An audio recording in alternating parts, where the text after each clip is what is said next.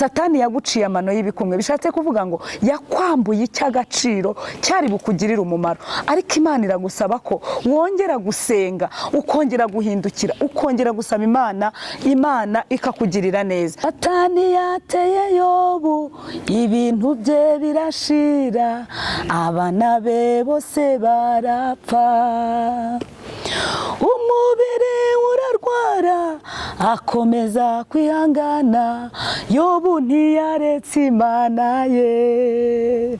Natwe niduhura n'ibyago n'imitego ya Satani, duhungire mu Mwami Yesu,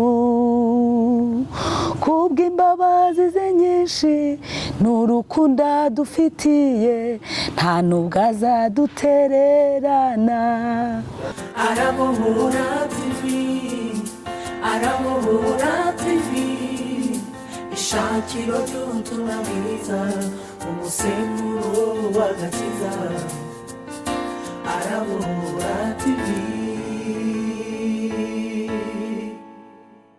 Ashimwe bene data bakunzi barabohora TV n'inshuti zacu, Imana ibaho umugisha. Uyu mwanya numvise shimira Imana kubitangaza Imana yakoze. Imana yakoze imirimo ikomeye umwana w'umuntu atari gushobora. Imana ishimwe. Hari umuririmbyi wavuze ngo Imana ni urukundo. Ni ukuri koko Imana ni urukundo, ikurinda buri munsi imitego ya Satani. Hari akaririmbo kavuga ngo Satani yateye Yobu, ibintu bye birashira. Satani yateye Yobu, ibintu bye birashira, abana be bose barapfa, umubiri urarwara, akomeza kwihangana, Yobu ntiyaretse Imana ye. Natwe niduhura n'ibyago n'imitego ya Satani, duhungire mu Mwami Yesu, kubw'imbabazi ze nyinshi n'urukundo dufitiye, nta nubwo azadutererana. Imana ishimwe. Aka karirimbo kafite ukuntu kamfasha. Dusome ijambo ry'Imana riri mu Bacamanza igice cya mbere umurongo wa mbere. Haravuze ngo Yesu amaze gupfa, babaza Uwiteka bati, muri twe ninde uzabanza gutera abanyakanani kubarwanya? Uwiteka aravuga ati, Abayuda nibo bazabanzayo, dore mbagabije icyo gihugu.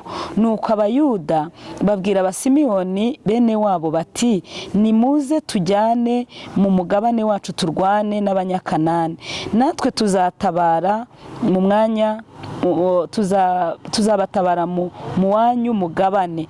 Nuko Abasimiyoni bajyana nabo, Abayuda barazamuka, Uwiteka atanga abanyakanani n'abaferezi arababagabiza, bicira i Bezeki ingabo zabo inzovu imwe, basanga Adoni-Bezeki i Bezeki baramurwanya, banesha abanyakanani b'abaferezi. Nuko Adoni-Bezeki arahunga, baramukurikira, baramufata, bamuca ibikumwe n'amano manini. Adoni-Bezeki aravuga ati, abami 70 baciwe ibikumwe n'amano manini, bajyaga batoragura ibyo kurya munsi y'ameza yanjye, uko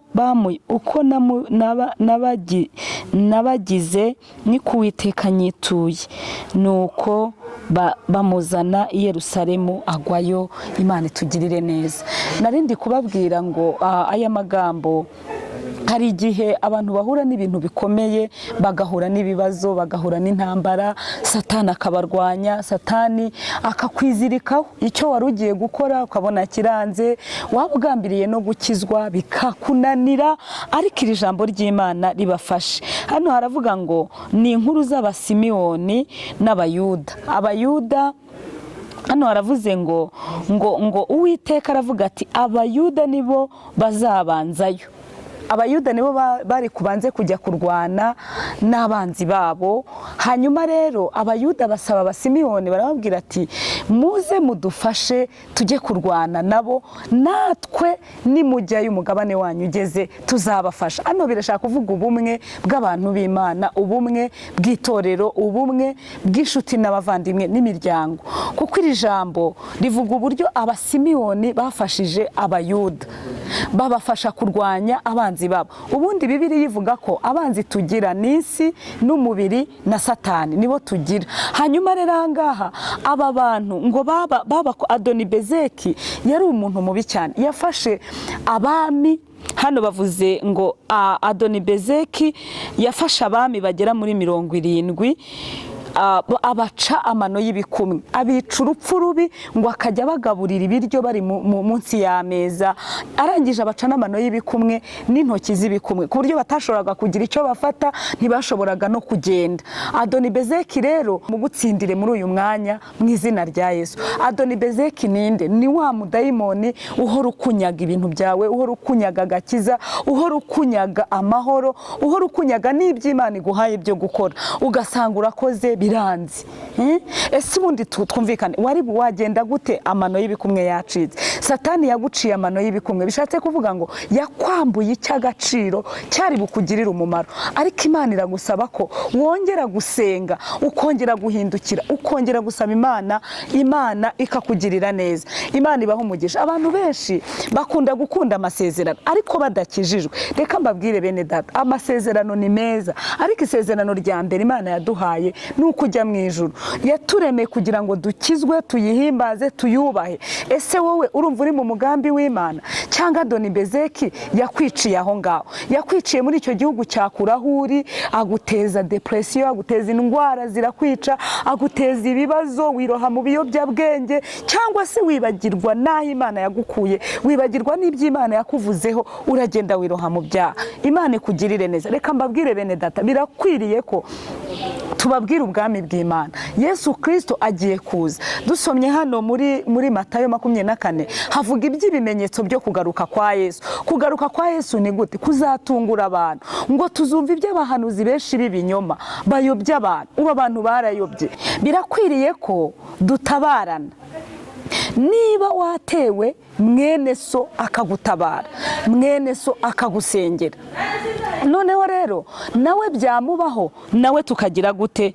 Tukamusengera. Hano haravuze ngo nuko abasimiyoni bajyana nawe, abayuda barazamuka, Uwiteka atanga abanyakanani n'abaferezi, arababagabiza, babiciri Ibezeki ingabo zabo inzovu imwe. Basanga Adonibezeki Bezeki,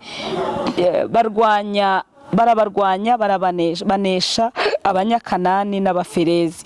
Nuko Adonibezeki arahunga, baramukurikira, baramufata, bamuca ibikumwe. Imana yarababagabije abayuda n'abasimiyoni. Imana yabagabije uyu mugabo Adonibezeki. Imana ikugabize ibintu byawe byari byaranyazwe, Imana ibigusubize mu izina rya Yesu. Wice Adonibezeki, wice uyu mudayimoni uhora ukubuza gukizwa, wice uyu mudayimoni uhora ukubuza kwegera Imana, wice uyu mudayimoni uhora ukubuza kuririmbira Imana, uhora ukubwira ngo iyahure, uhora ukubwira ngo ibyawe ntibizakunda. Hano baratubwiye ngo nuko abayuda n'abasimiyoni bica Adonibezeki. Imana ifite umugambi wo kukurwanirira intambara zikomeye wowe utashobora, kuko ijambo ry'Imana rivuga ngo ntabaza ndagutabara, nkwereke ibikomeye biruhije utamenya. Munyemerere duhe Imana icyubahiro. Yarwaniriye bano bagabo, haleluya. Iyabarwaniriye nawe izakurwanirira, iyabatabaye nawe izagutabara. Urumva ngo yabacaga amano y'ibikumwe. Adonibezeki yarwanyaga ubwoko bw'Imana cyane, yakoreraga Satani ku mugaragaro. Kubaca amano y'ibikumwe ni nko kuvuga ngo yabacaga amano y'ibikumwe ngo badashobora kugira icyo bakora. Kandi abami 70 bari benshi, yari yarabibasiye. Ariko igihe kiragera basenga Imana yabo, barayizera. Nawe senga Imana yawe muri ayo makuba ufite, muri ubwo burwayi ufite, muri ako kagambane wahuye nako, muri ibi bintu by'induru n'urusaku, isira ireze, abantu barimo barasoroma. Ariko kwambaza Imana. Bwira Imana ngo Mana ndagushaka. Umuririmbyi yaravuze ngo iminsi yose mbagushaka Mwami, ngo iyo Satani anteye andwanya cyane ngo nta wundi mfite wo kuntabara, Mwami udahinduka tugumane. Ndagira ngo dusenganire isengesho, twice Adonibezeki yaguciye amano y'ibikumwe, aguca n'intoki z'ibikumwe. Wafata guteze nawe? Reba yaguciye izi ntoki, iki gikumwe ntabwo washobora gufata. Niyo mpamvu ibintu byakuyobeye, niyo mpamvu ujya kugira icyo ufata bikanga, ntabwo ufite intoki z'ibikumwe. Satani yaraziciye. Mu yandi magambo, ni uburyo Satani akurwanya akakwambura icyakakugiriye umumaro, ariko turabyanze mu izina rya Yesu. Satani agomba gutsindwa. Satani nta ruhare na ruto agomba kugira ku bana b'Imana, ariko ikibazo abantu bamuha urwaho bakemera kugendana nawe. Imana itugirire neza. Ese Imana ko yakurinze urupfu rukomeye, kuki wowe utari guhamya Imana nk'uko yavuganye nawe? Yesu aguha umugisha. Iri jambo rero riravuga ngo ariko Adonibezeki arahunga, Imana iduha umugisha. Adonibezeki aravuga ati abami 70 baciwe ibikumwe n'amano manini bajyaga batoragura ibyo kurya munsi y'ameza yanjye. Aranigamba aranabivuga. Abami 70 bajyaga batoragura ibyo kurya munsi y'ameza yanjye. Avuga ukuntu yabacaga amano y'ibikumwe, ngo Imana yaje kuba mugabiza nawe baramwica, ngo bamuca n'amano y'ibikumwe, ngo yaje no guhunga aza gupfa. Bibiliya ivuga ko uyu mugabo ngo yaje bamuzanye Yerusalemu agwayo. Imana itugirire neza. Nawe hari aho ugomba kwicira Satani n'ingabo ze, kuko dufite Imana igiturwanirira. Imana ibaha umugisha. Waba wakoraga ugahomba, wacuruza ukabona ntibikunda, ntunamenye impamvu. Na Adonibezeki wafashe ibyawe, na Adonibezeki wafashe umugisha wawe. Turasenga mu izina rya Yesu, Imana iwurekure. Niba warakijijwe, kuko umugisha wa mbere ni ugukizwa neza, umugisha wa mbere ni ukumenya Imana. Abantu benshi bavuga ko bakijijwe, ariko ugasanga kamere ziracyarimo. Reba, ufashe amazi ukayashyira mu gacupa, ugashyiramo n'ibitaka, ibitaka birikeneka bikajya hasi, ariko amazi iyo yajunguje gutya, ibitaka bihita bijya hejuru bikivanga n'amazi. Niko umuntu iyo atakijijwe neza, iyo atanesheje kamere, iyo umwuka w'Imana atabaye muri we, bijya byivanga, ukajya kumva aratukanye. Bacugushije nyine, uhuye n'ikigucugusa, uhuye n'ikigeragezo, birivanze, unaniwe kwera imbuto, unaniwe guhamya Imana. Bene data, nshuti z'umusaraba, mbibutse ko dukwiriye guhamya Imana muri kino gihe tugezemo. Ntabwo dukwiye guhora tuvuga ko turi abakirisitu kandi ibikorwa dukora bikagaragaza ko tutari abakristo. Usanga abantu benshi bajya gusenga, ugasanga bararirimba, bashyiramo umuziki bakabikunda, ni byiza. Ariko wanesheje Satani, wanesheje kamere, wanesheje irari, wanesheje ubujura, wanesheje amagambo, wanesheje kugambana. Imana ikugirire neza. Ndagira ngo rero ntago ntinze, nta n'impamvu yo gutinda, nifuzaga ko Imana yabarwanirira ayo mano y'ibikumwe yacitse. Imana ikongera ikagira ikintu irema, ikongera ikakuremera ishimwe. Nicyo bishatse kuvuga. Ibyo bintu wacuruzaga bikanga, ukabona urapfundikanya, Imana igufukurira akariba mu izina rya Yesu. Reka dusenga Imana. Navuga ibintu byinshi, ariko Umwami Imana hari icyo ashaka kukubwira. Arashaka kukubwira ko ukwiye guhindukirira Imana ugasenga. Satani yigutera ubwoba ngo agutitize, akwereke ko bitazakunda, bizakunda mu izina rya Yesu. Reka mbasengera Imana. Waba wumva ushaka ko twakubwirira Imana ikakugarukaho? Imana ibaho umugisha. Reka senge. Mwami Yesu, ubwoko bwawe buri imbere yawe, waraburinze kuva mu kwa mbere kugeza mu kwa 12. Nta gikuba cyacitse, warahabaye. Haleluya. Warwanya urugamba rukomeye kugira ngo aba bantu babe bagihumeka, bahe kurangiza uyu mwaka amahoro, kandi ubwiza bw'Imana bwongere kubagota. Ndagushimiye. Ndasengera abari baraguye kugira ngo bahe kubyuka, abari baraciwe aya mano y'ibikumwe mu buryo bw'umwuka batagishobora gushyikira imbaraga z'Imana, nabo bahemburwe n'ijambo ry'Imana. Turagushimiye kubyumvise mu izina rya Yesu Kristo Umwami wacu. Amen. Imana ibaho umugisha. nagira ngo mbabwire nimero mwahamagaraho kugira ngo tubafashe gusenga cyangwa mufashe n'icyemezo cyo gukizwa. Ni 0783 kandi mbasaba ngo mukore subscribe, like na share, muba mukoze cyane.